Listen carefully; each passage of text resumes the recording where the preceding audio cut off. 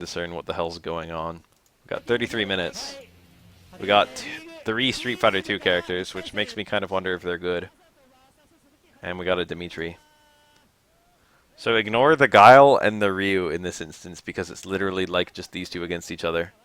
Darkstalkers characters have their Darkstalkers chaining. Every character has different super meters. Darkstalkers just have a bar that fills theoretically up to 99, if you could ever get that amount, which I don't think you could because of the timer. Street Fighter 2 characters just have their regular ass super meter, and if you build up a super, they have multiple supers, but they only have like the one bar.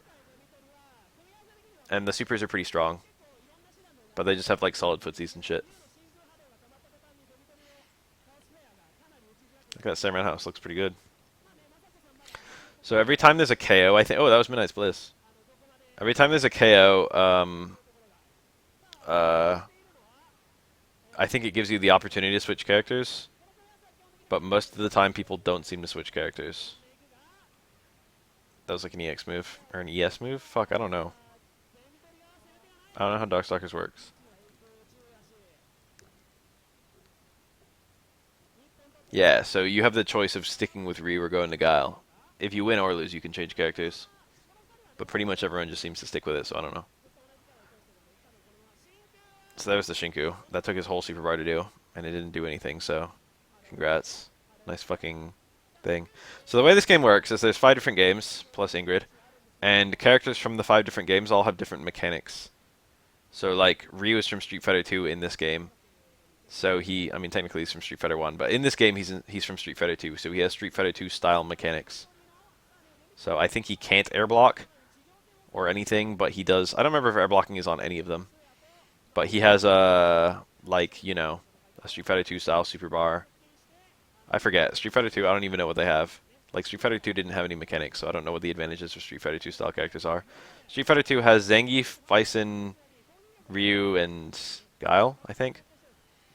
Chun-Li's in this game too, but she's considered a Street Fighter 3 character in this game, so she has Street Fighter 3 mechanics. Street Fighter 3 has Yun, Alex, Chun-Li, and I forget. Urien? Urien.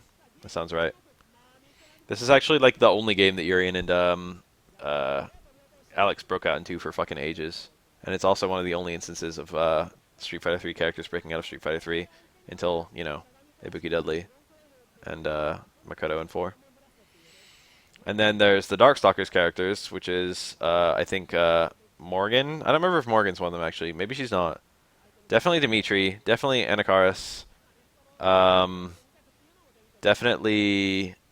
Oh, shit. I don't remember who they were. Was Jeddah one of them? I think Jeddah was. And then Pyron? No, maybe not Jeddah. Pyron was one of them for sure. I don't remember the Darkstalkers. It was Jeddah. Okay. Jeddah, Pyron, Dimitri, and Anakaris. Sounds correct. And then there's the Street Fighter Alpha characters, which is, it's like Kareen. I don't remember if it's Kareen. It's Rose, I think, and then Guy, I think. And then, I don't remember the Alpha characters at all. Oh, Felicia was one of them? Who did I get wrong? Anakaris is definitely one of them, right? I seem to recall Anakaris being in this game. Maybe he's not. Maybe I'm fucking up on Anakaris. It's just Pyron. Pyron, Felicia, Dimitri, and... It's 4 from each game. I think I'm fucking up on Anakaris. I think I'm picturing MVC2.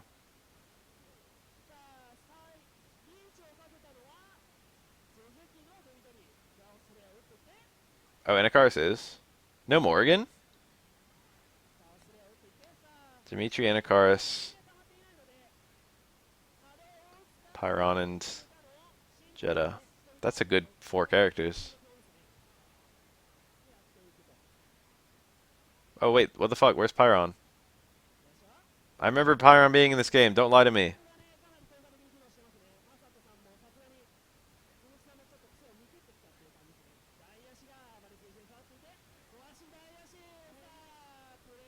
Are there 5?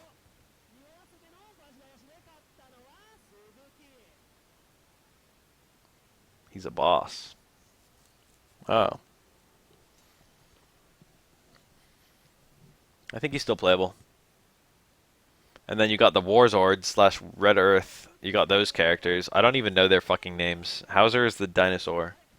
And also you have the squid guy, the kraken guy. Those are the two villain ones. And then the hero ones are the lion guy and the witch? No, not the witch. The ninja. The witch is in um, Gem Fighter. Oh, here's the roster. We can take a look at it for a second. And we got Rose. Look at these portraits. Karine. I can't fucking tell who that is. Who are these two? Rose, Karine. That looks like it could be Sakura. I can't fucking tell. I can't see these portraits for shit. I don't see Pyron anywhere on here, so I guess he's not selectable, at least in this fucking, if this is the arcade version. And then Ingrid's here too. Ingrid is present for this game. Guy Sakura. Yeah, there you go. I forgot I said Guy already. This is like Ingrid's first game. She was gonna like star in Capcom Fighting All Stars, which is a game that got canceled to make this game. This game is just Capcom versus Capcom. People always ask for that, but it literally already exists, and this is it. This is Capcom versus Capcom. It flopped. It flopped really hard. Um, Ingrid. This was Ingrid's first appearance, and her only other appearance in all of the Street Fighter games is in Alpha 3 Max, which is the PSP port of Alpha 3. Only the PSP port. So it's like she's only appeared in two very, very, very strange Street Fighter games.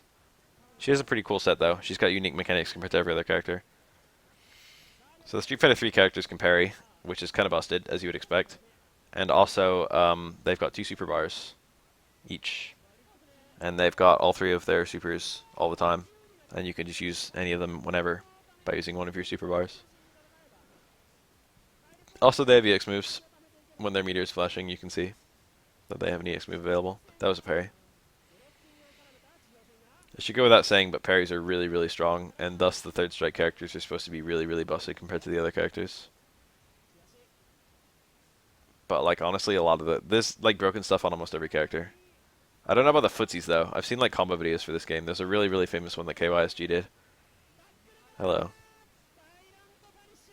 You don't even see that combo in Street Fighter 3 because you just always pick mirror. But like that confirm exists in that game. They both pick sub Alex. Alex is like a top tier in this game, I think, but so is Chun-Li and Urien, I think. Oh yeah, the Darkstalkers characters. It's literally Darkstalkers plus Third Strike, I think, are broken. This is really recent footage. This is 2014. This game came out like fucking like 2002 or something like that. Long ass time ago. I think I see Ken in the background. Ken is actually not in this game. This is one of the only Street Fighter games, quote unquote Street Fighter, where Ryu is present but not Ken. Quite a rare thing. I see a lot of Street Fighter characters in the background. That looks like Cammy and probably DJ. And Nash, I see Nash back there.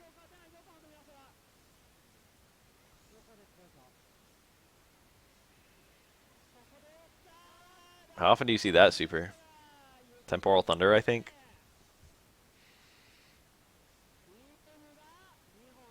It's kind of weird that you pick 2 characters, but then you can just stick with one the whole time if you want to.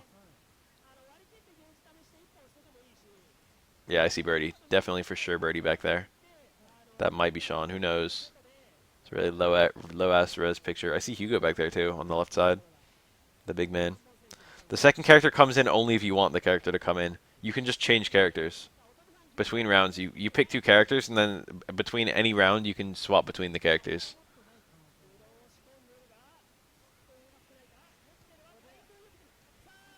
That was nice. The Universal Overhead. All the characters basically just take mechanics from their games, and there wasn't much attempt to balance that, which is why the game kind of has bad balance. It's a very lazy game. A lot of the animations are just taken from the games too. Like Ryu, the Street Fighter 2 characters seem to have like new portraits or whatever. The Street Fighter 3 characters look like they're just using their Street Fighter 3 like sprites. The Darkstalkers characters, I think, are just using the Darkstalkers sprites. I think the Alpha characters are using slightly modified Alpha sprites.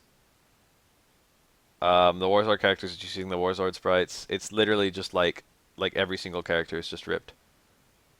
SF2 characters use the CBS2 sprites. There you go.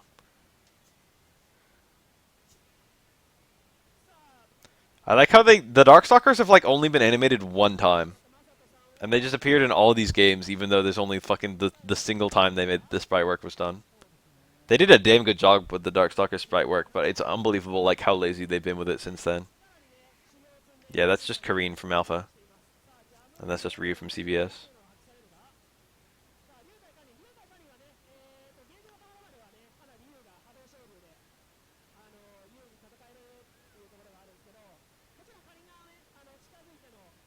Kareen is kind of cool. Kareen and Akaris is a cool team. A lot of people don't really know about Darkstalker's characters and how they work. And Akaris is basically the single most zoning character that Capcom has ever made. Like, maybe more so than Sim.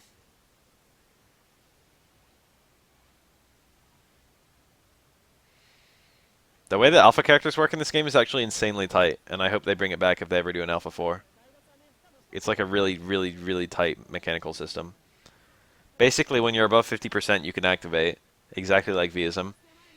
But activation combos are a little bit less stupid in this game than Vism was. And you can also do a super with that 50%. And if you get to 100%, you can do an activate with invincibility. For all 100%, but if you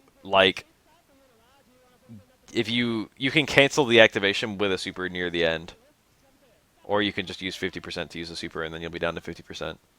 And you can kind of mix and match those in combos because a lot of alpha characters have like supers they can combo from.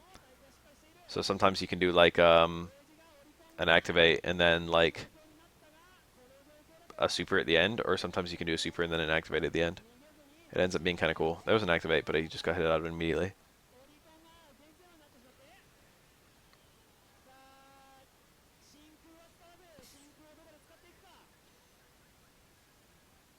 Yeah, they assumed it'd be a different matchup every round. So here we got Anakaris. He's pretty weird. He has a float.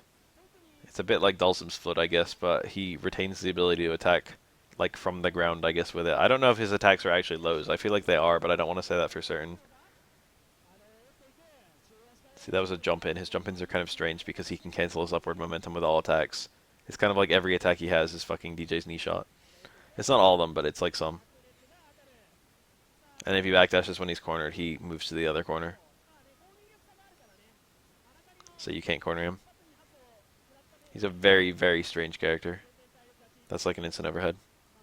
That's his little OTG thing that they have in Darkstalkers. It has poor balance and it's like really strange.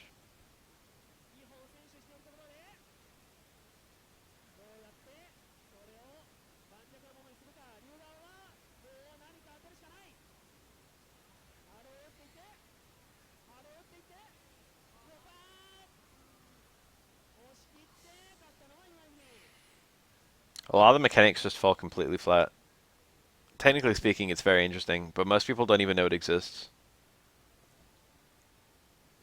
I feel like with a little bit of tweaking, you could get a pretty good game out of it. You could get like a CVS2 out of this game if you just mess with the balance some, and then like some of the mechanics a little bit.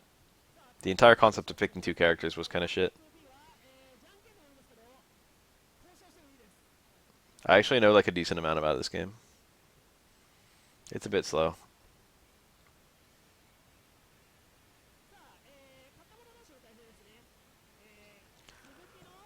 The balance feels worse because people never swap characters. Just pretend everyone has one main. You also like rarely see Ingrid ever. I think she's supposed to be kind of bad, and the Warzord characters are supposed to be kind of bad too. The dinosaur Hauser. The ninja has a very ninja name. It's like Shinji or some shit, I don't remember. I don't remember what it is at all. And the fucking lion guy's Leo. I don't remember the Kraken's name either. The downsides of having a poor balance in a fighting game are very overstated. The only actual downside of poor balance is that there are fewer characters in the game. Because, you know, balance tends to make it so there's only a few viable characters. Like, you can see a really clear example is Marvel 2.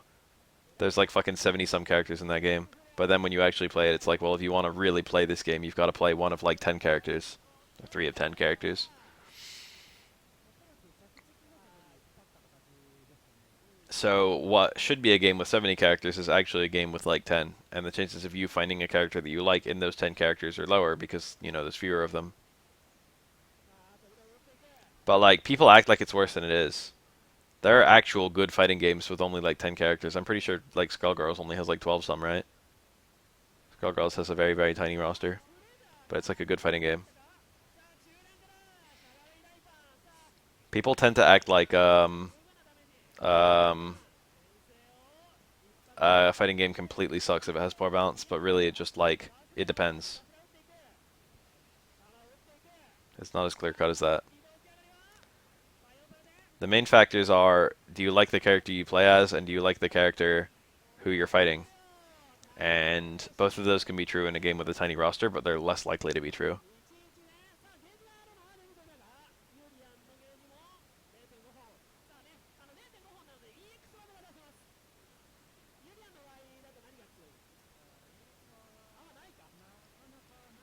Kenji. There you go.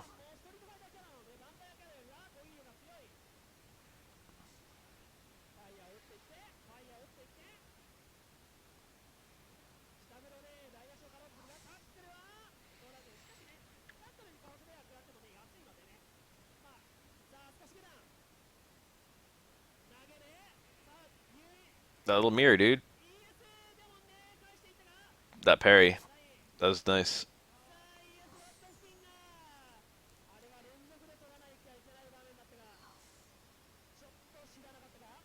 Ironically, I see some of the least fucking. I watch a lot of KOF 14, and there's very little character variety in that game. There's like 5 characters where everyone runs 2 of those 5. You know what I mean?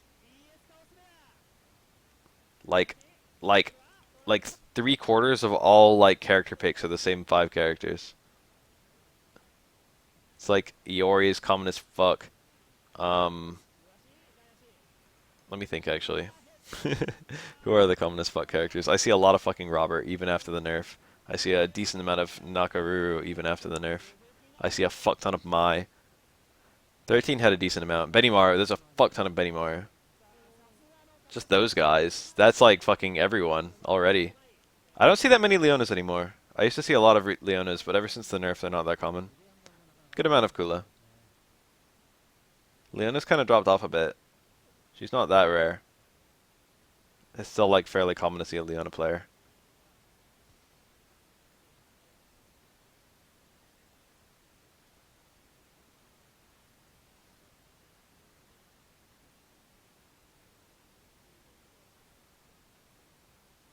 Joe is theoretically better than Joe.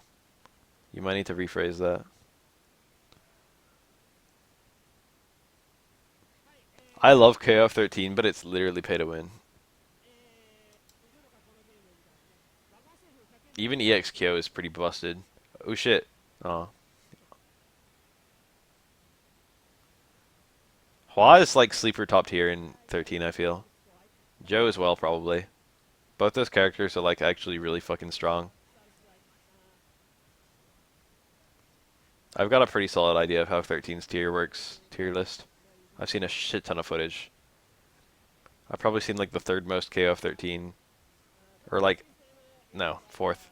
I've probably seen, like, of all the games I've seen footage of, I've probably seen the 4th most KOF 13. I've only seen like Street Fighter 3, 4, and 5. More than KOF 13. I used to watch every Cafe'd stream.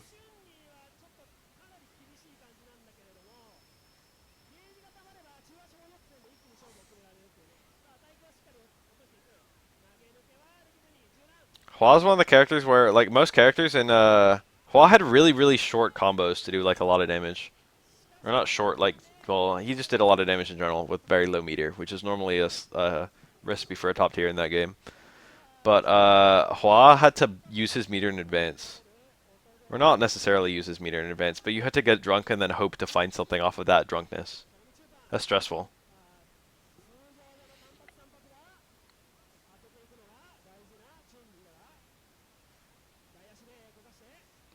14 seems like it has good balance. The damage isn't that different between the roster, and every character seems to have good, like, footsie things they do. But some characters see no play. Like, when I see people play Maxima, they do pretty well. But no one picks Maxima. Maybe only the fucking really dedicated people pick Maxima, so, like, they're the only ones, you know. Maybe it's just people don't really know how to fight Maxima. Look. Overhead. And then he opened her up. And then, because it was a 100%, he ended with a super.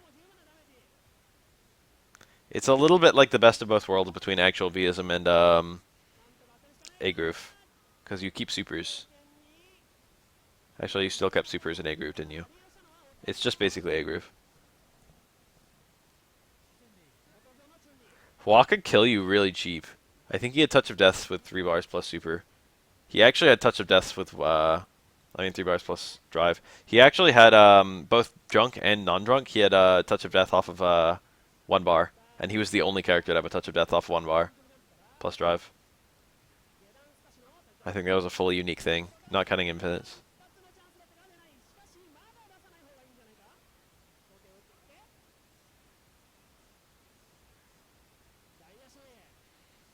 Yeah, no, Max, I know what you're saying. That's why there aren't that many people playing different characters in 14.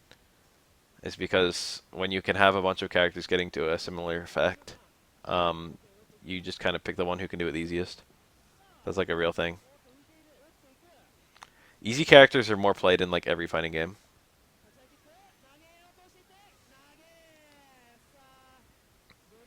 Plus, you know, long-standing characters are more played in every fighting game.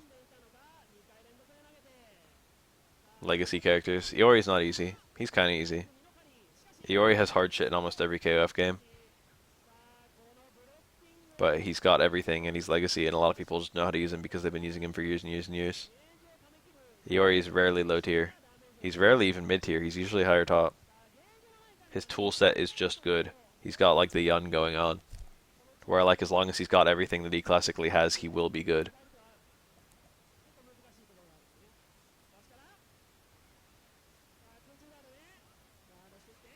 Guilty Gear and BlazBlue have really, really interesting rosters.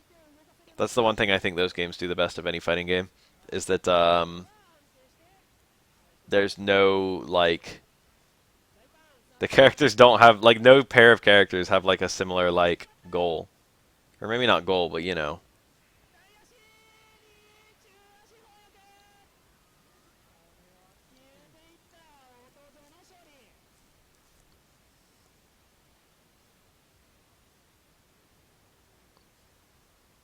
I feel like the kind of person you are defines your character choices a lot more in Guilty Gear and BlazBlue compared to like Street Fighter.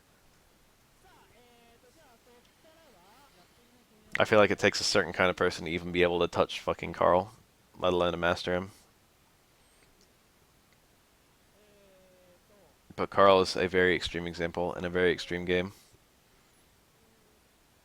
Guilty Gear, that's Slayer, I think. He is extremely cool. He has one of my favorite gameplay designs of any fighting game character. I can't even wrap my head around what it takes to be a Slayer player. He looks so insanely technical. He doesn't even look hard, he just looks insanely technical. I respect that so much. That's such a potent combo. It's such a good ideal to have an insanely technical character who is not hard. Venom. Which one's Slayer? Oh, Slayer's the vampire. Yeah, I fucked up. I'm retarded. I knew that too, I just didn't think long enough. I see Maki back there. Honda.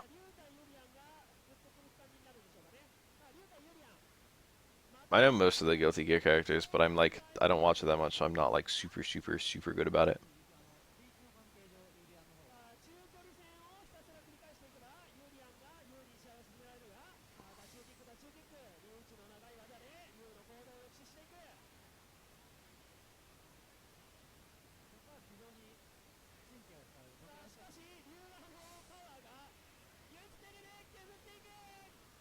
One of those like a DP or like a super, because I don't think Ryu can parry or any mechanic like that to avoid chip.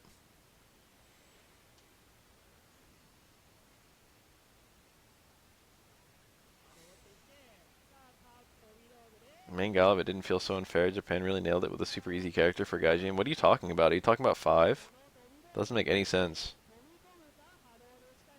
Gal is not actually any easier than any character in Street Fighter 5. He's harder than most of the cast.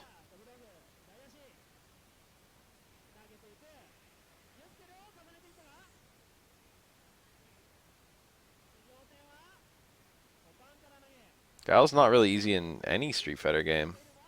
He's very technical. He's straightforward. Your goal is to throw booms. It's not a secret what your goal is for Guile. But he's definitely not easy.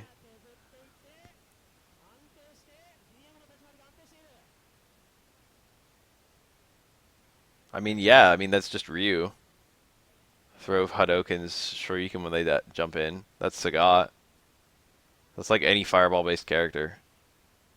Shit. Rose does fucking Soul Sparks and Crouch Fierce when they jump in.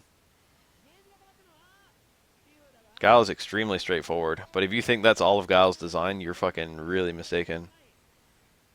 The thing about Guile that makes him so interesting is that, like, it's movement, basically, if you want, like, the super short summary.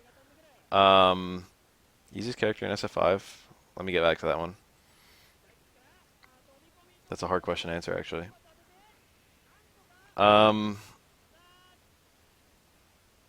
The thing about Guile is that you're always doing something. You've gotta sacrifice something to do anything. You've got to sacrifice charge to throw a boom. That's pretty straightforward. You've also got to sacrifice like your down charge. You've got to sacrifice your ability to anti-air to throw a boom.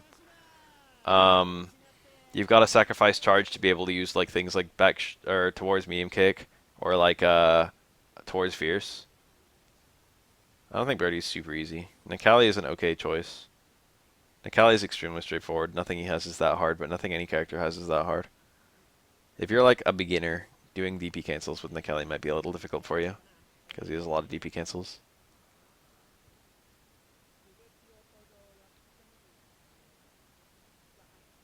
If you're not learning anything, that's not necessarily Guile. It's definitely not a free ride to like fucking expertise with Guile. Guile's one of the hardest characters to master, I feel. Guile's probably like 34th most technical character in the whole game. And probably like 2nd or 3rd hardest. Most of Street Fighter V is simplicity versus like technicality instead of like easy versus hard. Almost all difficulty in Street Fighter V is how technical a character is. Or how simple a character is.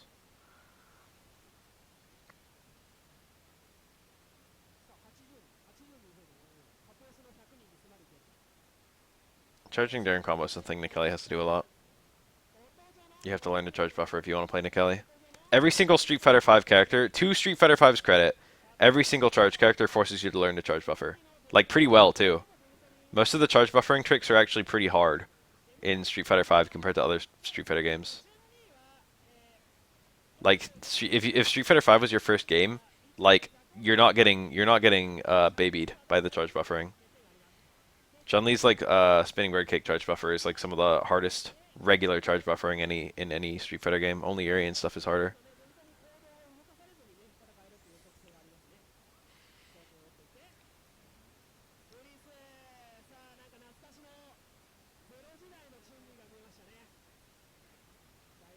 I don't think Ken is. I think Ken is like fake easy. Ken is like Trojan horse easy. Ken seems like it'd be easy, but then like the question of when is so important for Ken, because his fireball is like very punishable if you don't use it at the right time. His DP is very punishable if you don't use it at the right time. Most of his normals are very punishable if you don't use them at the right time. You know what I mean? 4 dumb Westerners. Fuck off. That never happened. Find me the proof and I will believe you.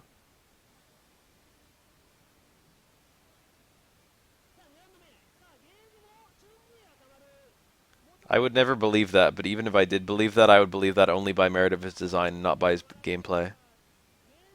Guile's design is literally just Ryu's. It's like a more technical Ryu or Sagat.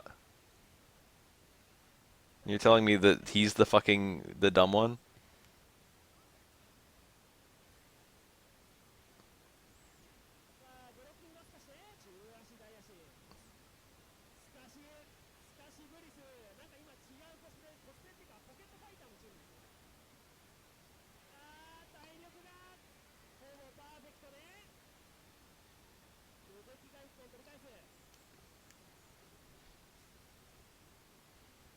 I hate when people have like this stigma against the character that stops them from playing the game.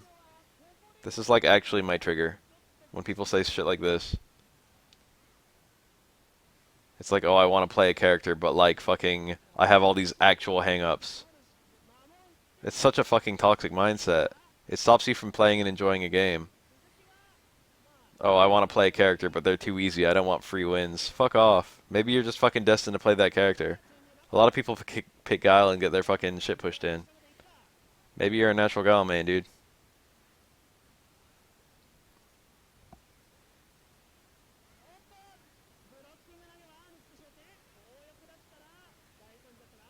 Guile's like kind of strong, but he's not that strong.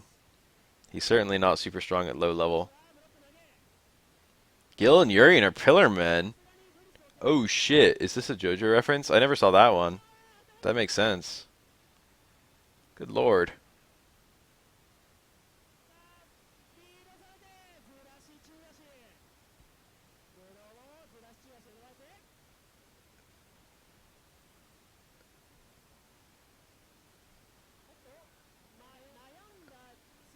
I don't think Rashid is necessarily supposed to be really easy. I mean, I think he is supposed to be really easy, but I don't think that was like... I think he's only supposed to be as easy as everyone else. Rashid actually has a great depth of technicality. Because of his extremely strange movement options. He is probably... I think it's fair to say that Rashid is the most mobile character in Street Fighter V. Nakali is Santana. Oh yeah, Nakali is like... I guess he's a pillar man. That makes sense. He's more like a pillar man than Gil and Urien are, really.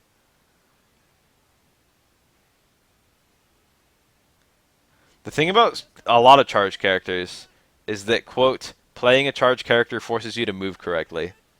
People have been saying that for years. It's because you pick Ryu and you can just kind of wiggle around and do whatever the fuck you want. But in order to even have the options available as Guile, you need to actually like hold down back and play defensively, which at a low level is really strong. That's true for like Balrog and stuff too. In order to even have access to your special moves, you have to not be doing dumb shit, so you learn to not do dumb shit faster. That's a real thing.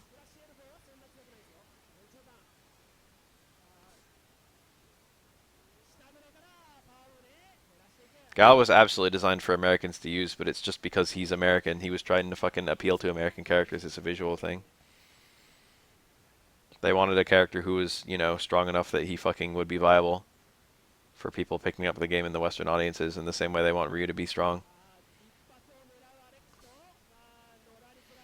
Literally, there's no bad character to learn if you're starting SF5. That's like a bad mindset for Street Fighter V because every character is extremely easy to learn.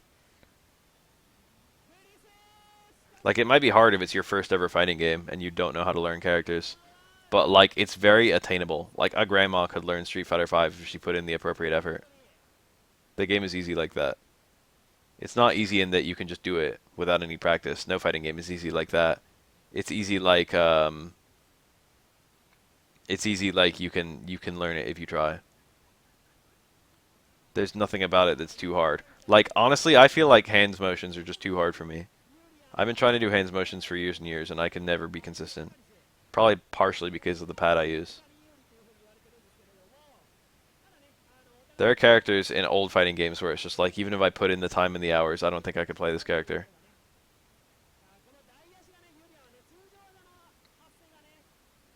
But man, I could, like, if I tried, I could main anyone in Street Fighter V really easily.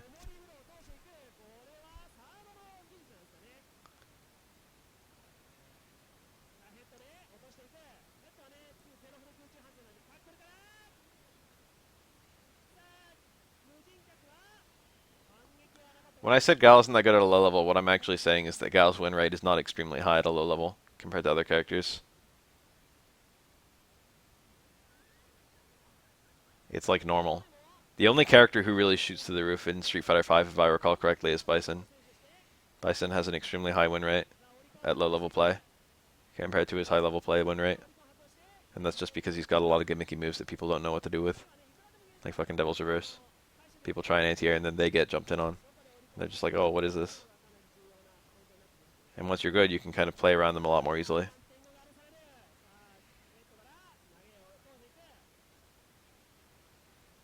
Do anti-airs that beat Stomp and are safe against Devil's Reverse, or just block Stomp, and then try to anti-air Devil's Reverse if he comes in, or stuff like that, you know.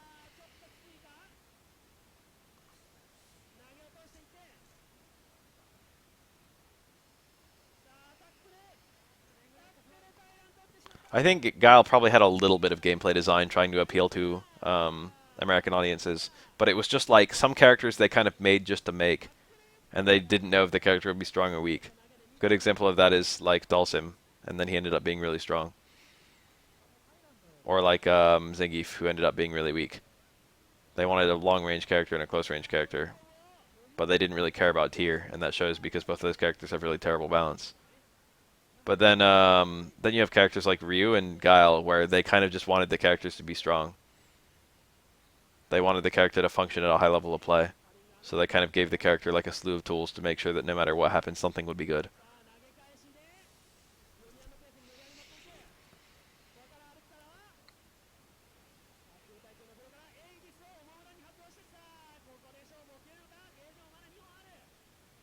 I don't know about World Warrior balance, to be honest. I know Guile was busted in every version of Street Fighter 2 prior to like ST. Maybe not busted in every version, but you know. I know Guile's really strong in the old versions. Zero technical skill and grapplers are hype. Ironically, grapplers often require a shit ton of technical skill compared to other characters. I would say, maybe not Gief in Street Fighter 5. No, Gief in Street Fighter 5 is pretty technical.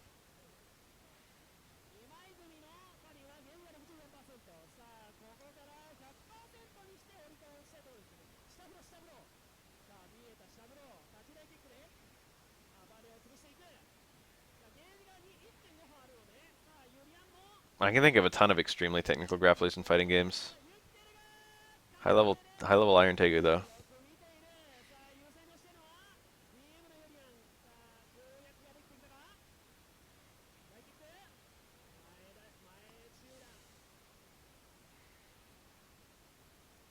Alex or Mika?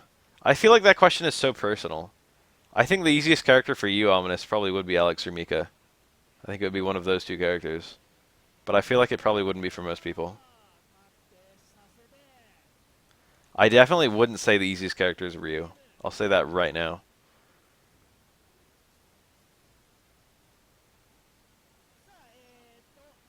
I feel like one of the easiest characters in Street Fighter 5, if I was going to answer that for myself, would probably be like Chun-Li.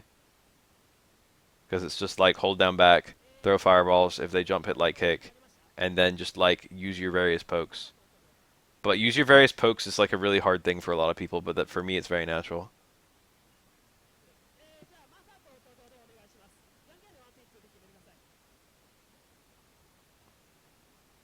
Dude, parry is technical as fuck. Geese flex. Geese V-trigger activations are reasonably technical. Stand fierce is like more technical than most pokes.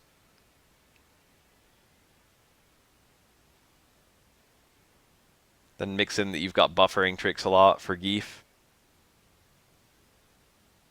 Like, oh, I did, the opponent whiffed a DP in front of me and I want to punish with super.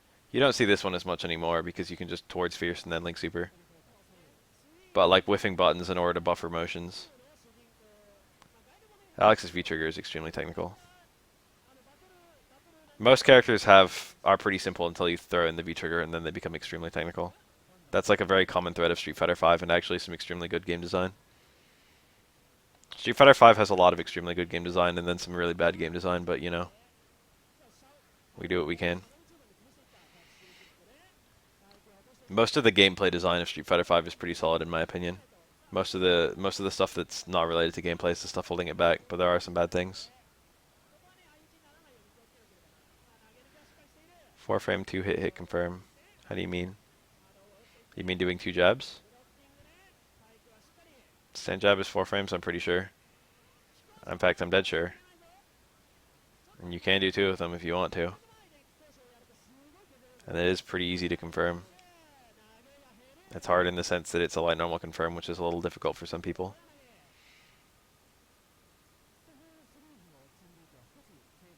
I, in general, like Street Fighter V. I have, like, very few things that I dislike about it. Most of the things I dislike about it are just, like, online and UI stuff. In terms of the actual gameplay stuff I dislike about Street Fighter V, I guess Risk Reward is kind of fucked. I don't like the disparity between, like, good crush counters and bad crush counters. Some characters have crush counters I agree with a lot, and some characters have crush counters I don't agree with at all. The game is obviously super, super aggressive, which I don't mind, but, like, I can see why other people dislike it. I can see why it turns people off. There's only one character design that really functions well. And it's a character design I'm used to because it's kind of the same character design that functioned well in 3. Where it's just rush down, make the opponent block as much as possible, don't even bother mixing in throws. It's very similar to 3. Then that a lot of chip. Gal CCs are pretty good. I, in general, don't really like the dash in into, like, max damage. But Gal does it fairly innocently. Because he can't... Towards Fierce and Footsies is, like, good, but it's so... It's not without risk at all. Like, you can't just be dumb about Towards Fierce and Footsies. You can't just do it over and over and just, like, wait until you get a crush counter. The crush counter system in general is really good, but it's just the disparity is bad. My example is always Jury. I feel like Jury has the perfect crush counter system. She's got stand hard kick, which is a little bit risky, but leads to a small reward if you get it. Well, a decent reward if you get the crush counter. And it's like a decent poke in its own right, but like if you do it at bad ranges, you can get jab punished. But jab punishes aren't that bad. And then she's got Crouch Fierce, which is absolutely garbage in footsies, but really good as a DP punish. And you can get a ton of damage from that. Maybe not a ton, but like enough.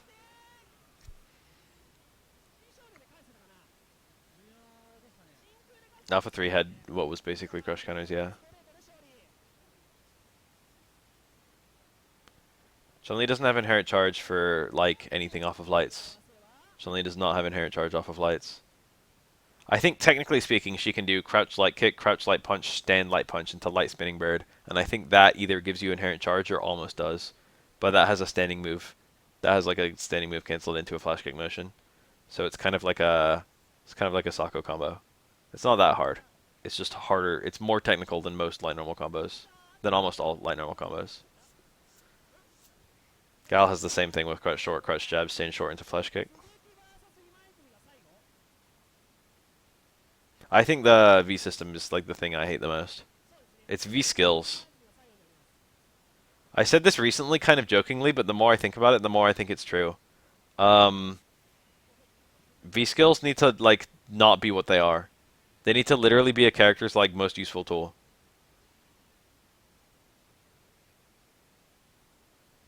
The fact that Kareen's V skill is a poke is correct, but it should be her best poke. You know what I mean? It should be better than her stand medium kick, or fucking hell, it should be her stand medium kick. Would be equally good. Alex having like a counter hit V skill is like, it's so, I don't like it. It's not really like, he does get cool combos with counter hits, but like he doesn't really have the ability to fish for counter hits at all. That's not really what he's about.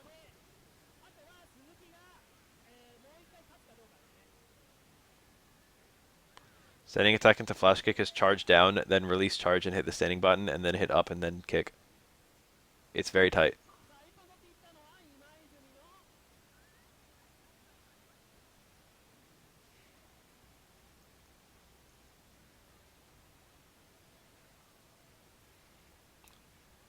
I guess I like Kareen's like pretty well. I was like nitpicking, like Guile as well. Like Guile his V like you're choosing between the V skill, which has its risks and rewards. Guile's I would use even if it wasn't like if it didn't build V meter. You know what I mean? Just because it's useful. It's one of his most useful footsie tools, but you have to be really smart about it. You can't say that for Alex's. It has no footsie application. It has a little bit. If you've got a V skill stocked, certain normals he has are a lot more dangerous because he doesn't need the counter hit to get high damage. But emphasis on a little bit. It's not like you can suddenly start throwing out stand hard punch into hard chop. It's not like you can suddenly start throwing out fucking stand hard kick with no thought. My least favorite V skill is Alex's by far. The fact that they made it build more V meter on like whiff is just such a lazy solution. The whole thing needs to go. Nikali's V skill is a good example of a good one. That's one that isn't actually one of his strengths, but it's just fixing one of his weaknesses. Is that he has absolutely no range game whatsoever. Anything that gives you a strong reliance on the V skill is good. For Nikali, it really feels like it's a core part of his game, you know what I mean? For Guile, it feels like it's a core part of his game. For Alex, it feels like a fucking shitty afterthought that they shoved in.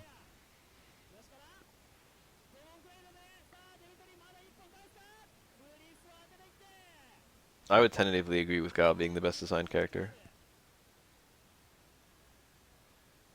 Something's V skill is very, very hard to use well.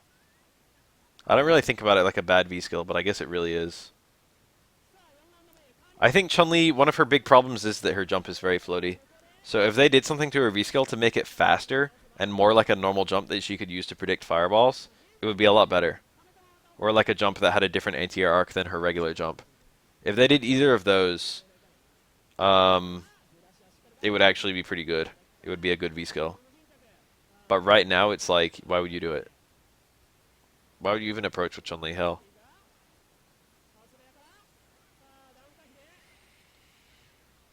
If her V skill was a faster jump, that would actually be pretty cool. It doesn't even need to be punishable. It only needs to be as punishable as a regular jump.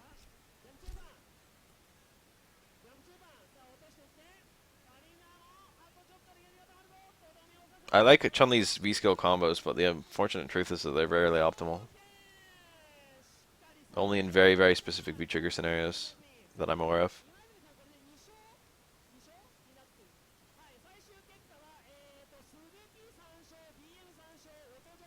I would say Ken's V-skill is a core part of his footsies.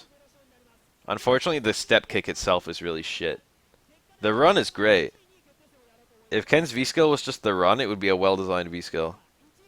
But for some reason, they made it so he doesn't actually build V-meter, I think, unless he lanes the step kick. And the step kick is very, very, very shitty. Ed's V-skill is pretty cool. It's basically a glorified combo ender. It has a little bit of footsie application.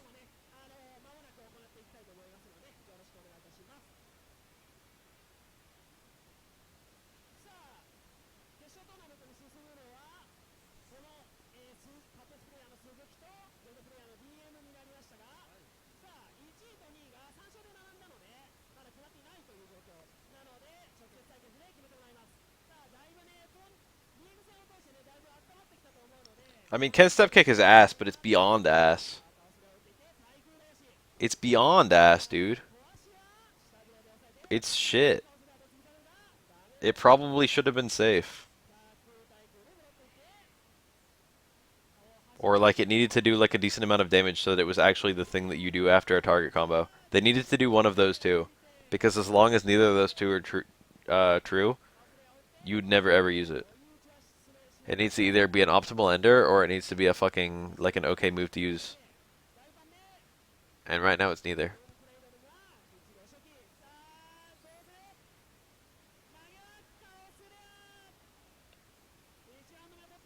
Literally the only time Ken uses the step kick at all now is when he's like one tiny tick from building a V-trigger. And then he does like target combo into V-skill to build the V-trigger and then cancels it from there. I like that. That's kind of cool.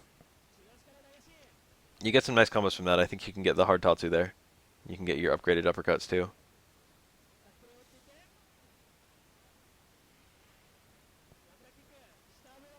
But like step kick is so shit as a combo ender besides that, and it's so shit in footsies. And even if you're just activating, even if you're just using Ken's V skill to like V-trigger, you'd rather use like a Hadoken or like a DP.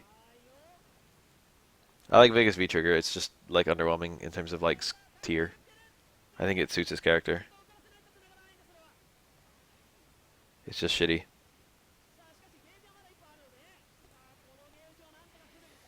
If it had more than one rose, if it was a little bit better, both of those things would completely fix him.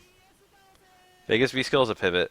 It's got a little bit of invincibility. It probably should have more. The idea of Vega's V-skill giving him invincibility is actually absolutely perfect. but unfortunately, it's not the kind of invincibility that makes it a good reversal at all. It's like you can't use it on wake up. You can't use it mid block string. It's got too much commit to it. It's got too much recovery. You can't do it when the opponent's close, it'll just hit you. And then it's got, if you hold the button, it's got a hit attached, and the hit is actually like the longest range of any of Vega's pokes, except like the towards Fierce maybe. And that's kind of cool. And you can often space it to be safe, but the problem is it's got really, really garbage frame data. So unless you space it like to a very particular spacing, it's really shitty. It also goes through fireballs, and you can use the hit to punish fireballs, and it's probably Vega's best punish for fireballs in that regard, which is actually a fairly good use for it. That's probably its main use. That's probably the only time it's really, really functional. You can edit start combos with it too, and for the claw target combo, which no one uses, it's the optimal ender. But for the kick target combo, you've got a bunch of other stuff you'd rather do. This will be an Abigail only cup. Can Ryu and Chun have the same beat trigger, huh? Chun's alters her footsies a lot. Ken's doesn't alter his footsies that much. Chun's gives her a bunch of new combos. Ken doesn't get that many new combos. Ryu's doesn't alter his footsies at all, and it doesn't give him any new combos. For all three of them, it alters their special moves, but I'd say, or it doesn't actually, it alters Chun-Li's normals. But I'd say it's extremely different for all of them. Chun-Li's is more Saiyambu than Genei-Jin. Oh, set it immediately under. Vega should have more opportunities to land V-Trigger. And he should have, like, either the ability to combo out of it more often or, like, you know, different follow-ups depending on which version you do or something.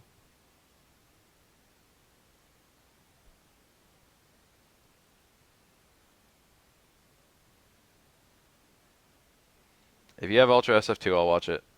Send me that link. Did it before I could even ask. Saiyambu changes frame data, yeah. It doesn't, like, technically. Yang still has the same frame advantage, but the shadows have new frame advantage that overwrites Yang's. So Yang can do links that aren't normally possible. Like overhead on crouching opponent into low forward, I think is one of them. Technically speaking, Saiyambu doesn't change Yang's frame data, but like the shadow hits are not calculated into his frame data.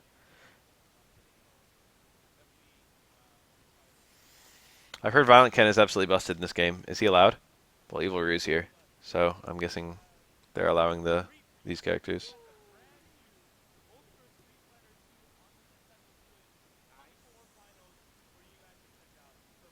Chun only has changed frame data in 2 moves. Is that true? Never mind then. I thought she had better frame data on like back Pierce and stuff. Is it only the overhead and what is the other one? She's got changed frame data on hit. A lot of that. That has a lot of footsie application. There's a ton of new links that are available. Towards hard kick, crouch, light punch. Down towards medium kick, crouch, light punch. Towards, or crouch, light punch into low forward.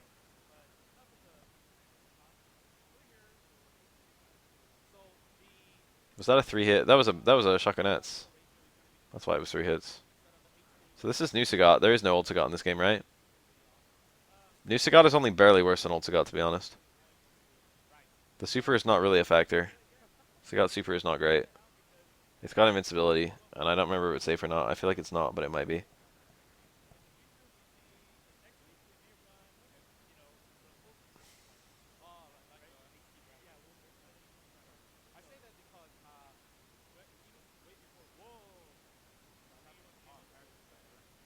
If it's a safe move, then the on hit still matters for footsies. That changes the way you play. If Chun-Li can get crouch, jab, crouch forward. That's the truth.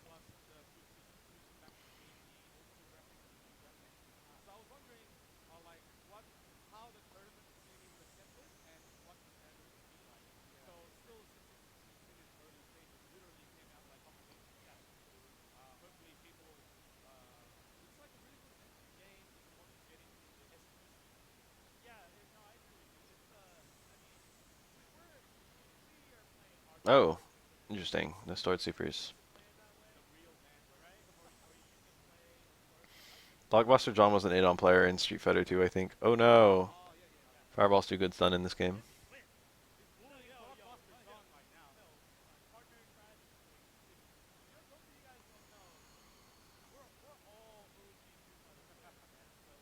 Wait, who's forward medium kicks in overhead? Evil Ryu. Oh shit. No. Please no. I don't want to live in a world like that.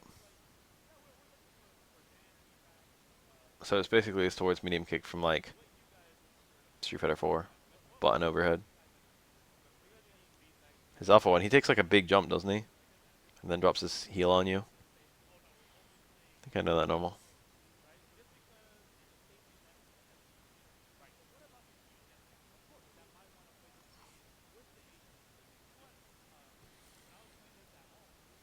Oh yeah, teching throws is such a huge deal in this game actually. This game desperately needed throw techs. Of all the things that are archaic as fuck in this game, the throw tech system is probably the most so.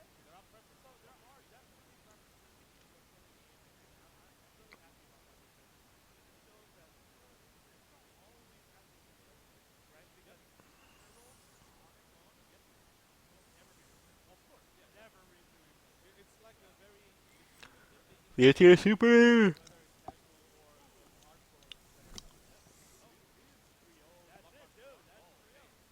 Tatsu not hitting crouching opponents is probably mostly there just to make it so you don't just do it willy-nilly. If you're talking about the mechanic in general. Make it punishable. A lot of DPs are unpunishable in Street Fighter 2. Usually light DPs. They're only punishable at certain ranges or only if you out-invincible them. Or stuff like that.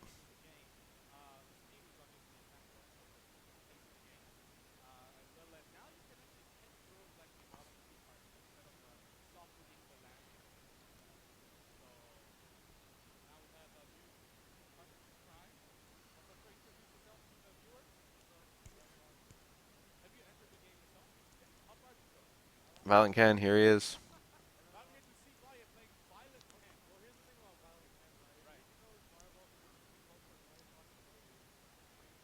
I want to see Violent Ken, I only know a little bit about him.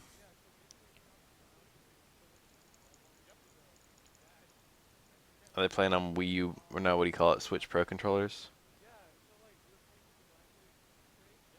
Cammy is like 3 changes from being an okay character in Street Fighter 2. So if they gave her those 3 changes in this game, then she's probably okay. Is that a jump back Gokentatsu? What the hell was that?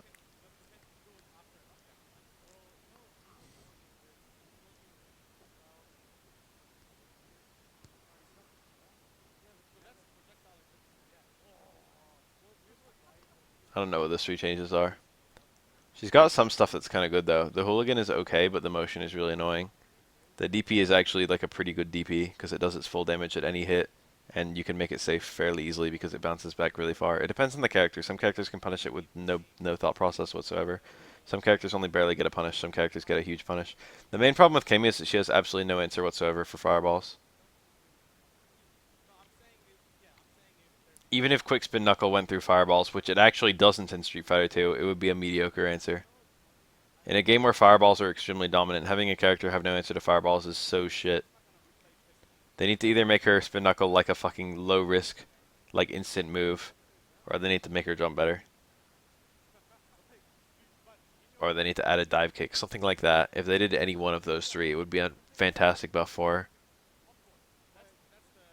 Joel is fairly easy to space and does okay damage and stun. And I think she has some pretty good links compared to most characters. So she's got like things that are actually pretty good.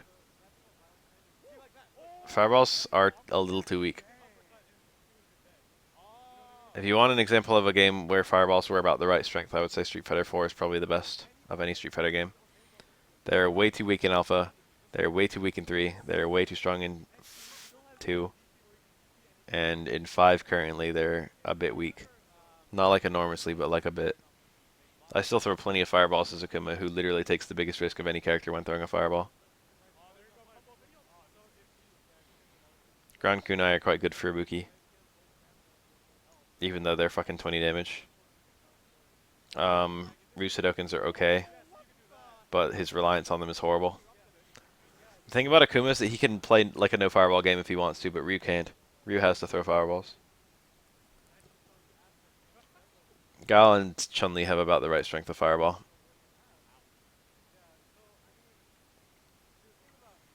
Akuma's fireball is good as fuck, don't get me wrong. It's just, you know, the risk you take versus the reward you get is very, very skewed. I have to feel really confident before I start throwing fireballs. Not really. But like if the opponent jumps once, I turn into a little bitch about fireballs. I'm like, I need to never have them jump over my fireball or I will lose. That shit's so cheap. Something has a good fireball, hell yeah. It's like the fucking one of the slowest fireballs in the game. It's also very difficult to punish her for throwing it. How does that not make it good? It's good as hell. Nash has a good fireball too. Slow fireballs are good fireballs.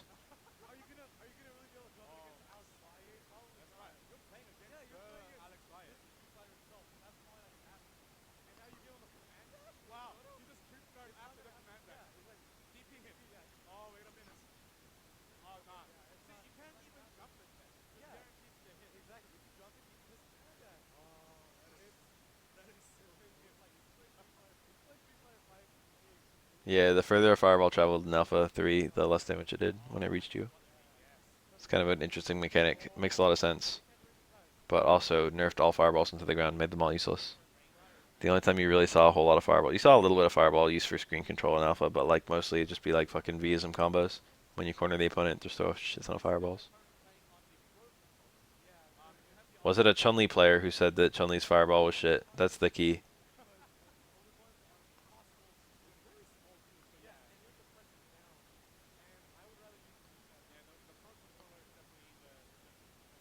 Time to go find some MOV footage. If MOV throws fireballs, then we know them fireballs are good.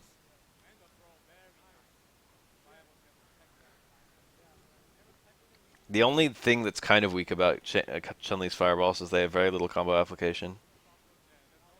You don't really end combos in fireball that much. You don't really do low forward fireball that much. You can. It's just not really any better than just low forward by itself. Technically it's safe and it does a little bit more damage, but you have to sacrifice charge to do that. You know? And you know, you're not necessarily going to be at range that much. At that range that much. With charge. Like if you're in the range where low forward is hitting, you're probably not going to have charge. Chun-Li. It's a little good for pushing the opponent out.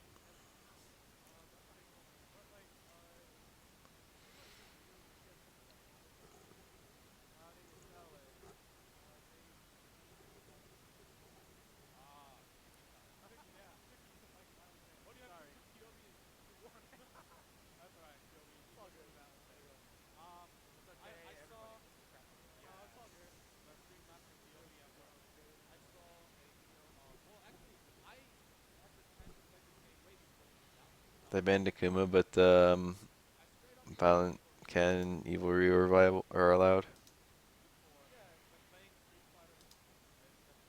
I heard Shin Akuma's in this game. That was like revealed recently, right? San Diego Comic Con.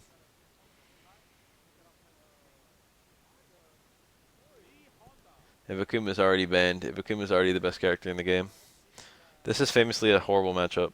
Oh, never mind. Honda's supposed to bully the fuck out of Kemi. Even though he doesn't even have a fireball. He's supposed to be unapproachable. Between headbutt and hands. And blocking. Walked a little too much there. He could have had Kemi land on that fireball. If he walked a little bit less. That's a punish. If you land on a sweep, it's guaranteed. Yeah, this is a shit matchup too. Don't get me wrong, this is a worse matchup than Honda is. This is one of the worst matchups in all of fucking ST. But this isn't ST, is it? Shinigami is a secret character that you have to do like a very specific code for, and the code came out over the last couple days. But yes, apparently he's in the game.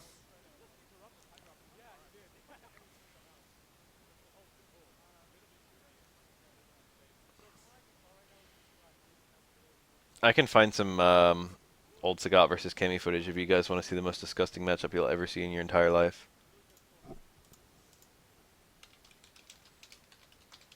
I'm gonna warn you right now. We'll come back to this. This looks fine. This looks like a good video. I'm gonna warn you right now that if you've never seen Kami versus Old Sagat before, you're in for a fucking... I'm sorry. I'm sorry you have to find out like this. Because this is literally one of the nastiest matchups in any fighting game. Alright, here it goes.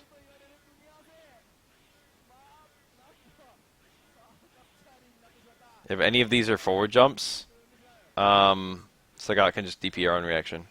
And it's a punish for the forward jump. Or like a sweep on reaction. Like that. And if she just jumps in place over and over, he can vary his fireball speed so that she lands on a fireball. This is probably a worse matchup than Honda versus anyone.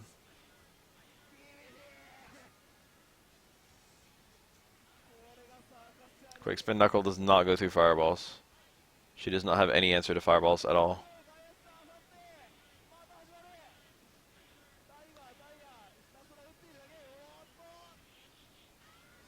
Oh look, she died. Nice matchup. How about some Zingy versus Osagat? This is actually a better matchup if you can believe that. Because Lariat actually does a little bit of work here. Not a lot, but a little bit. If you Lariat predicting like Tiger Shot and then steer it in, you can hit Sagat as a punish. But there's a good chance he's gonna whiff punish your Lariat if he didn't throw like a Tiger Shot right then.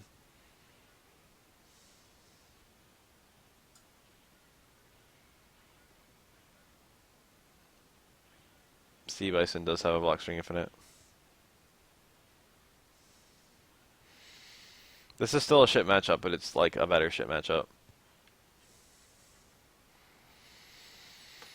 Gal versus Dulcim is also hilariously bad in ST. It's usually considered to be an 8-2 and perhaps a 9-1. Gal's otherwise a pretty good character, but he gets fucked by every single thing Dulcim has. He gets fucked by Dulcim's pokes, he gets fucked by Dulcim's slide, he gets fucked by Dulcim's dive kick, he gets fucked by Dulcim's fireball. He gets fucked by Dulcim's noogie loop. He literally gets fucked by everything Dulcim has.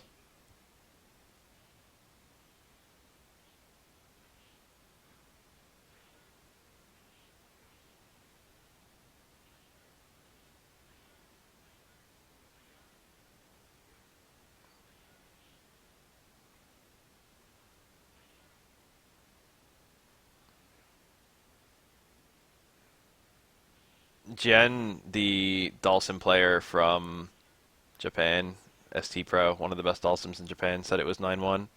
And so did Muteki and I think Kurahashi, two of the best Gal players in Japan. All said 9-1. And there was like a fourth person, there was like another sim. They did like a community poll of like fucking tiers among the best players in Japan. And just took what everyone said. And Gian, I don't know how to say his name. He like affirmed the Gal's shitty number. The Gal players were like 9-1, and then fucking Gian said it too. He's like, yeah, that is 9-1.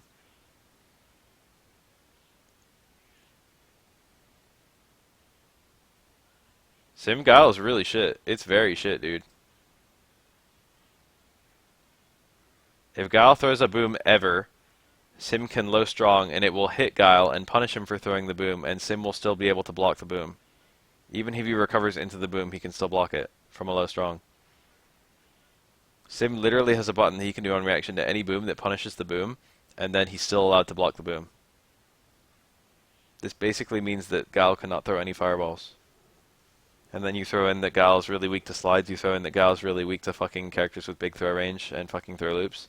You throw in that Gal's really weak to dive kicks, and you throw in the fact that fucking Sim can put on his own fireball pressure, and if Gal tries to throw on his fireball pressure back, he gets killed.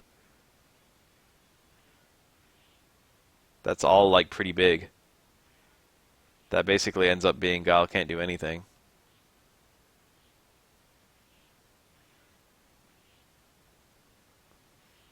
Every time I've ever seen the matchup, it's been free as fuck.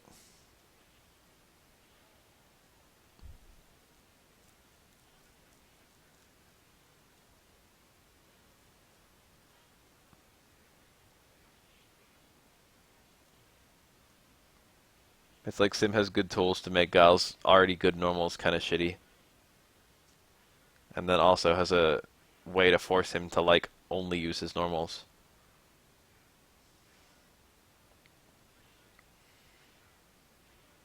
Bad combo.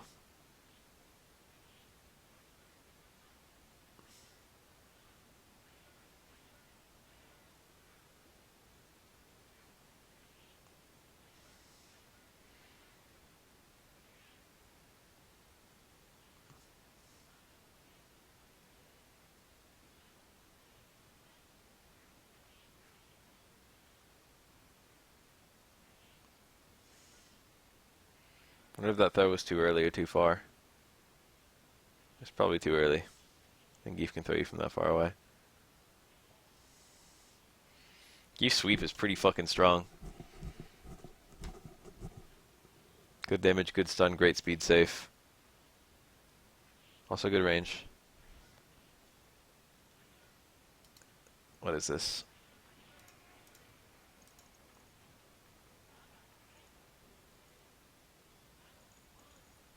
This guy will have the least amount of special moves. I mean, I'm not really sure what you're... Yes. There are no characters with one special move, which means that fucking Guile is at the very worst tied for minimum with 2.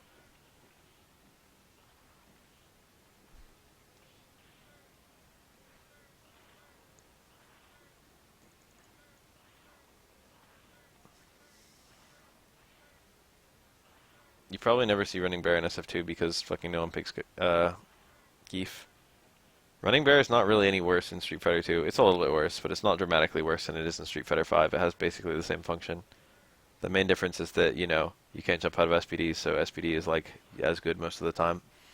And also because Geef can never get in any matchup. And also no one plays Geef. Main differences.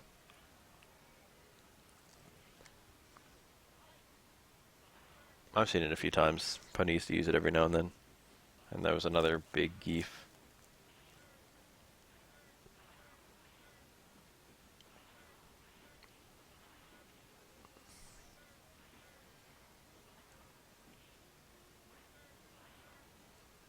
This is the Sagat we need. This is the Sagat that will fix Street Fighter 5.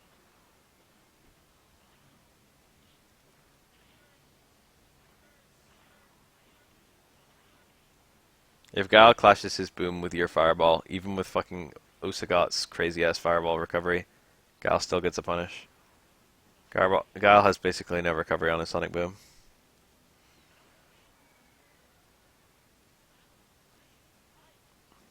Running Bear moves. Regular SPD does not move. This is the key difference between them. However, the moving makes it reactable, which means that you can potentially get jumped more easily than if you were doing an instant throw.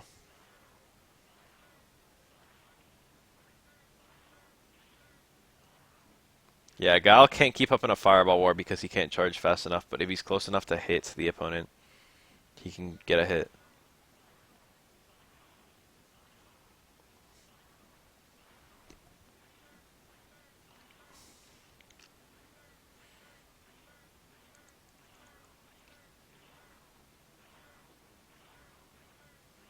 Run that clock. Run that clock, baby. Hell yeah.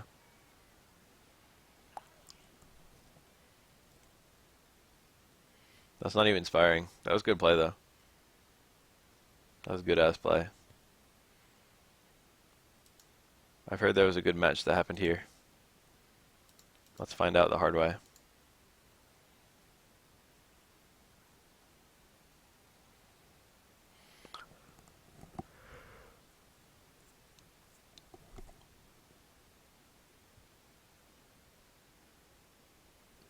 Help. Why is it not loading?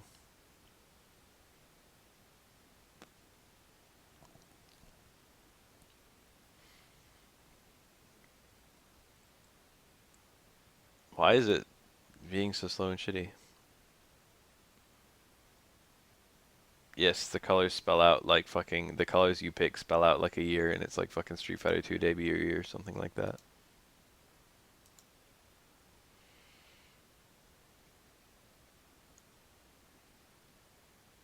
It probably is F5 time.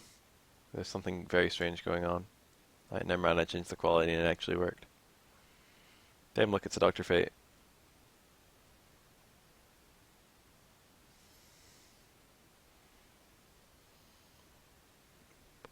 I like this character.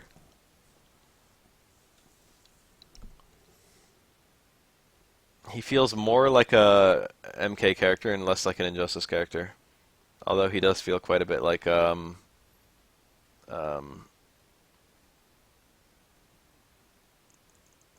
Sinestro, I guess. He's like Duelist Liu Kang, except no one actually picked Duelist Liu Kang, and the people who did pick him, like, you know, Duelist Liu Kang had really interesting footsies, but his like tier was never there, I think. So a lot of people, I don't know if he ever actually like took off ever, but like, um, Doctor Fate is like a more functional version of it.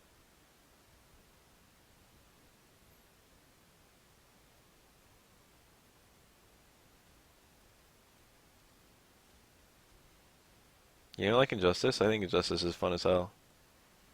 You know what turned me on to Injustice 1? I like was kind of interested in it, but I don't really care about DC that much. But like I was just like watching it because it's a fighting game and it's NetherRealm, and I'm like, hmm. But my fucking roommate just fucking bought it. He's a normie. He was a normie. He is still a normie, but he's not my roommate anymore. Um, he just fucking bought it. And he's like, hey, like, Bath, you play fighting games, right? Teach me how to play fighting games. And I'm like, okay.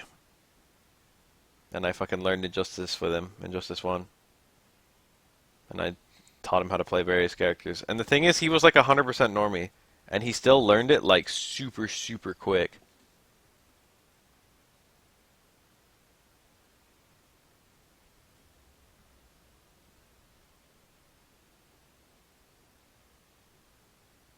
Like, I saw him try and play Street Fighter a couple times, and he was just like, he was helpless. He was hopeless. He couldn't do anything.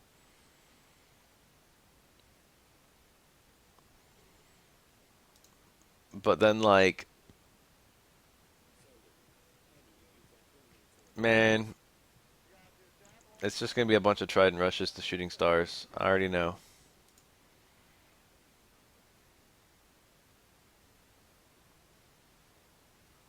Anyway, watching him play fucking Injustice 1 and like getting it and being able to do like B&B combos and shit, playing fucking Green Arrow and Bane, I was just like, shit, this game is so much easier.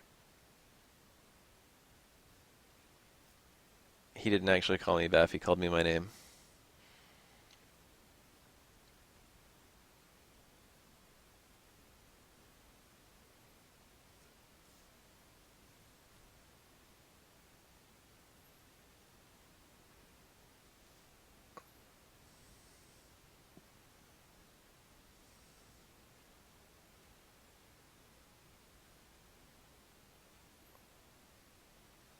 The thing about Injustice that it does really well is it's a game that like normies can play. And not only can normies play it, but it turns them on to fighting games. Like normies can understand the appeal of fighting games once they're playing games like this. It's also pretty fun. I'm not that good at Injustice 1 and I'm not that good at Injustice 2. I could probably get good if I like tried hard, I guess. I'd probably have a much easier time getting good than normies.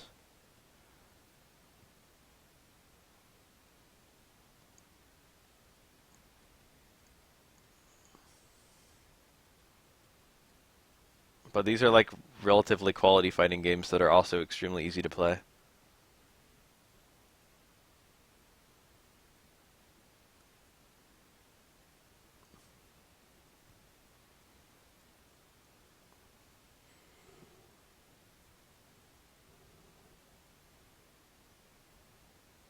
Honeybee versus John Needy. No views. Brand new. July 25th, 2017. That's now. This just went up. John Needy? Our John Needy? Team Baff John Needy? He's Team Baff, dude. It's official. He knocked me out in a tournament. He knocked me out in a Baff Cup. I can now claim to own him. And here he is. He's like me, but better in every way.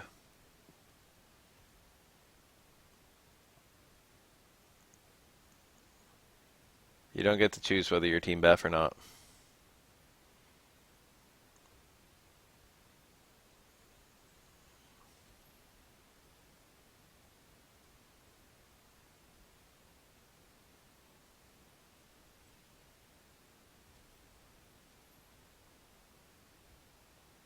Are you Team Beth?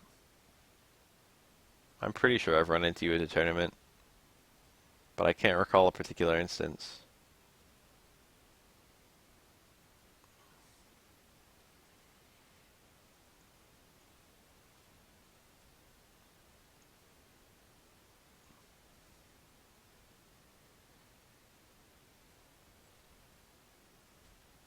No armor, shake my damn head.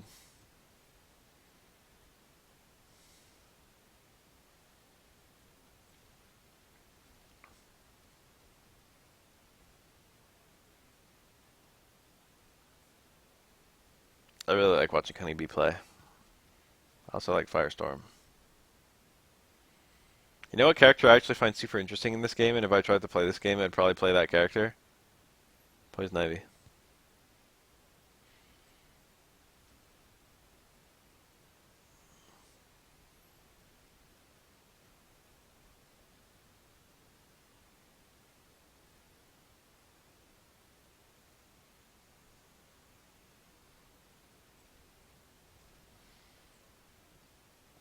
Ivy seems like my kind of girl. Sit back, summon your little dude, spam fucking from the deep. Your little dude spams as well, and you just both spam and you do fucking 30% in chip. That sounds fun. Wait, hold on. Eureka. Unfortunately, this is versus Honeybee, so there's a good chance he's just gonna die. I also want to play Cheetah because I like the way she looks. I like her command jump. I like her block strings into grabs.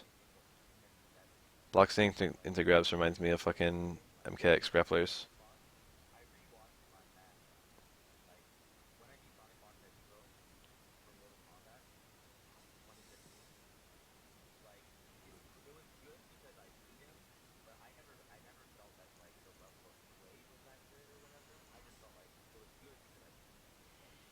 The characters I'm interested in like fucking hierarchy of most to least interested, and by that I mean the top three, is probably Poison Ivy, Cheetah, Flash. Maybe Cheetah, Poison Ivy, Flash. I like those characters. Poison Ivy's not very strong, is she?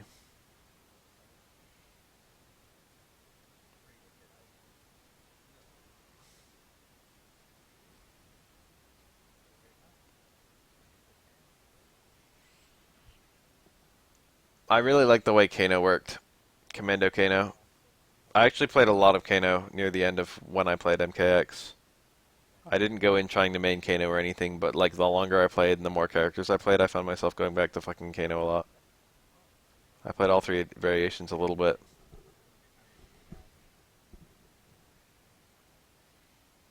But I really liked Commando Kano. I liked all three. Kano's actually a tight as fuck character. I like hated when he was announced. I was like, fuck, I don't care about this guy. Bring me back actual characters I care about.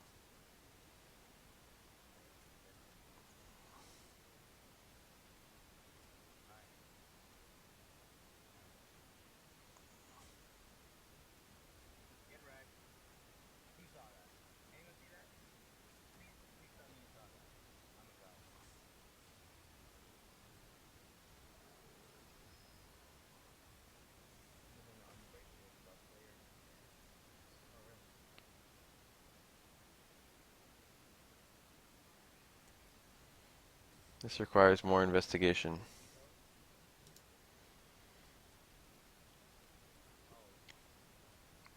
I like her little Kung Lao punch under.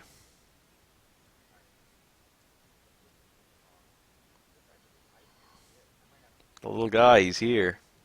He's here fucking up her combos. It's really weird to see her like. I mean, I guess looking at the health that made a lot of sense, but it's really weird to see her laying on the pressure. One fucking all the way the second is there fucking shooting acid.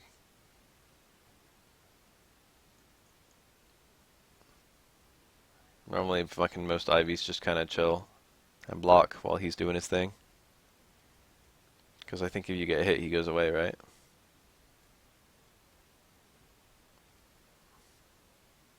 Flash is good enough in this game that I need to fucking make him more projectile immune.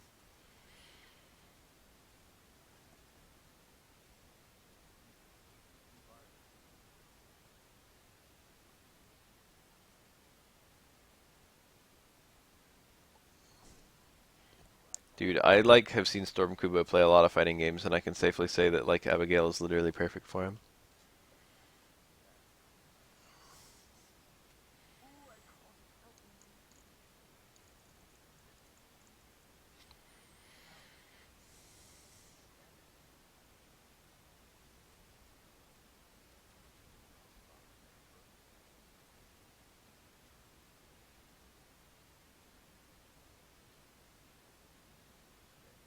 Oh, that little corpse hop looked like he was hoping for fucking little dude to shoot some poison with it.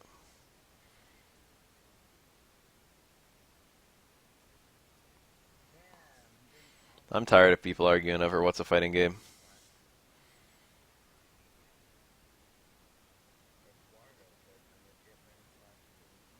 Arguing about genres is so useless and also really difficult.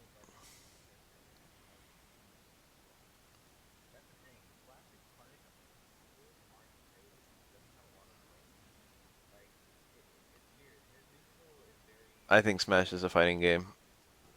I think Pokken is a fighting game. I think All-Star Battle is a fighting game. And Eyes of Heaven is a fighting game. I would even say that the Naruto Ultimate's fucking whatever, Ultimate Storm games and like One Piece fucking whatever. I would even say they're fighting games. I like fighting games in the sense that Power Stone is a fighting game, which I think it is. It's like a different kind, but it's still a fighting game. It's just not a fucking traditional ass 2D.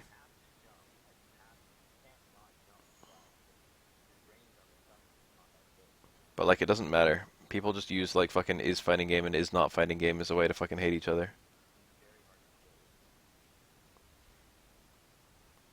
People use it as an excuse for fucking elitism.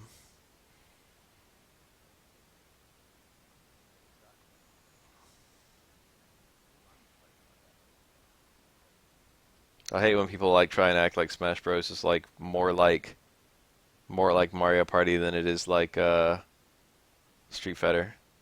It's obviously more like Street Fighter than Mario Party. It's not even a question.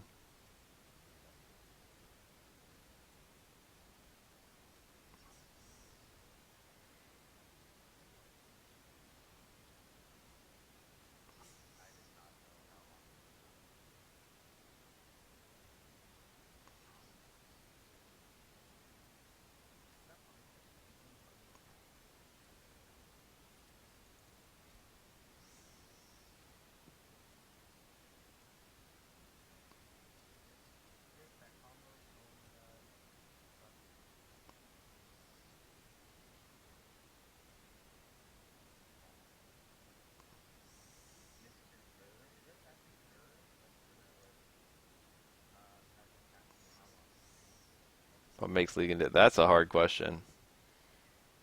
We're getting to some weird territory. But that's the thing. I feel like League and Dota, like I feel like they're probably not fighting games, but I feel like they're not that far away, to be honest.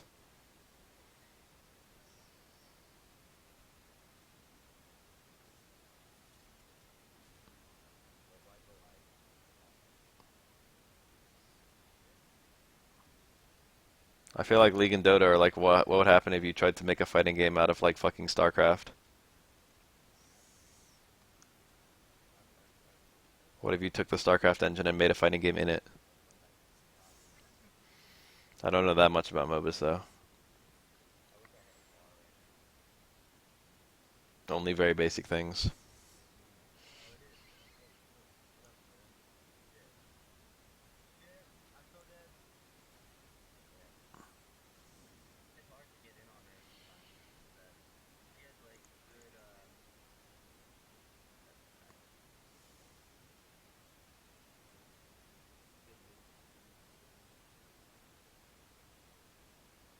FPS sword game that people said was a fighting game. For Honor, I think. That is definitely different and unique from like most traditional fighting, from every other fighting game on the market right now. And yet I would still say quite definitively that it was a fighting game. It's just a new one. I don't know what causes me to have this definition. It's just how the gameplay feels, I guess. I mean, technically speaking, all video games have combat. I should say all video games have combat. That's not true. Technically speaking, all video games have conflict. Conflict does not make a fighting game.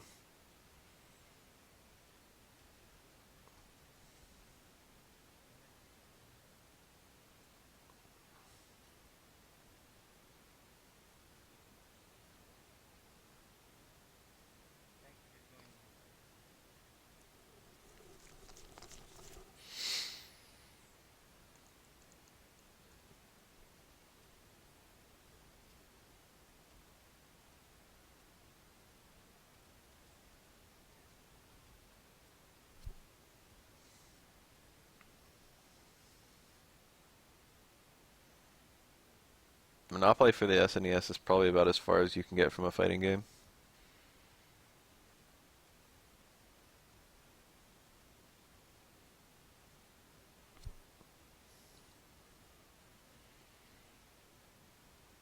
Damn. Whip into EX whip. EX whip into EX whip. MLG plays.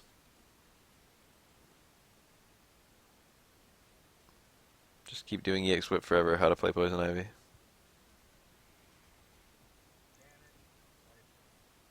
What about beat 'em ups, dude? I played some competitive beat 'em ups that like bordered on fighting games. Honestly, like some of the Fatal Fury games were basically like some kind of weird merge between fighting games and beat 'em ups. Beat 'em up is a closely related genre.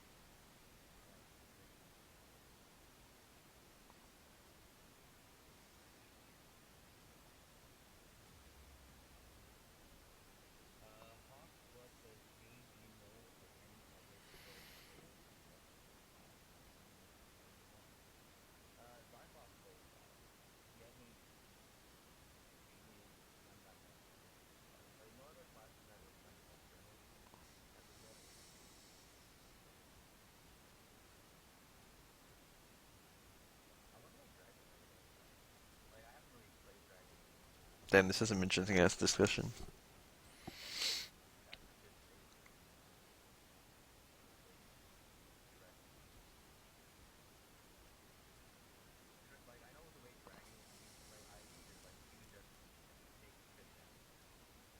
Favorite color? Let me think about that a little bit. No homo, but I've always kind of liked purple. Green is also rather nice. I kind of like white.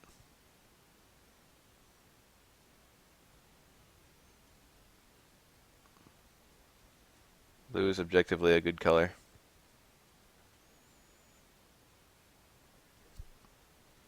These are good colors.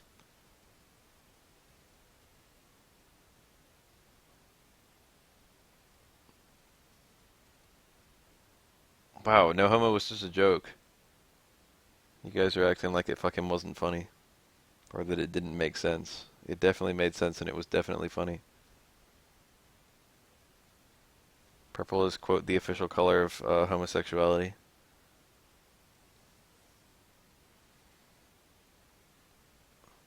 I wish I was making that up, but I'm not. Many things meant to represent homosexuality are apparently purple, although I can't say I've seen one. That was one of the things that led to the fucking Tinky Winky is gay allocations. Allegations. Excuse me.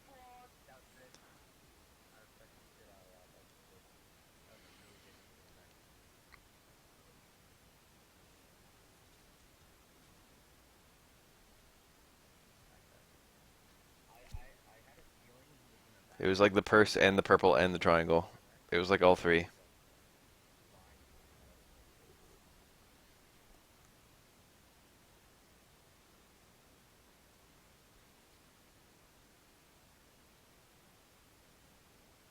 A purple triangle in particular is apparently, or was at the time, a gay symbol.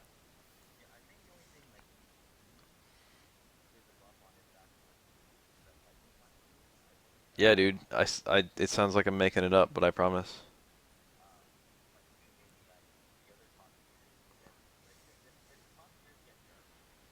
This is a real thing that people debated. As dumb as it sounds.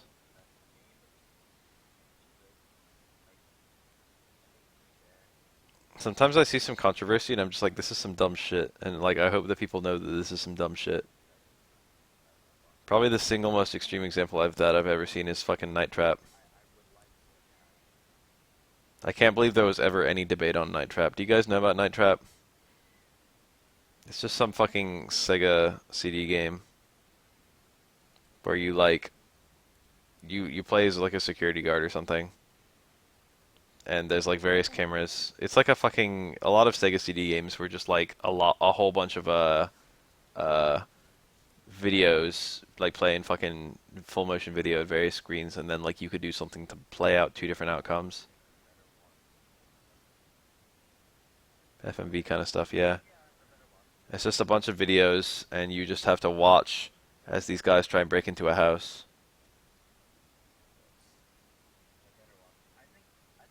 And you have to like activate the things to fucking catch the guys before they hurt anyone. Okay, that's Night Trap. That's what you do. And there was a fuck ton of controversy about Night Trap when it came out. And I swear to God, literally no one like played the game. Like it was just like fucking full rooms of like fucking like judges and fucking maybe a judge and like fucking lawyers and fucking everyone, committees of people fucking arguing about the legality of Night Trap, and not a single person in the room had played it. Because the core arguments about the entire premise of the game were just completely wrong. You were literally a security guard whose main job is to fucking prevent people from being kidnapped. And they argued that the game was about fucking hell yeah. Congressional hearings on video game violence. That's what I'm talking about. Please tell me they mentioned Night Trap by name.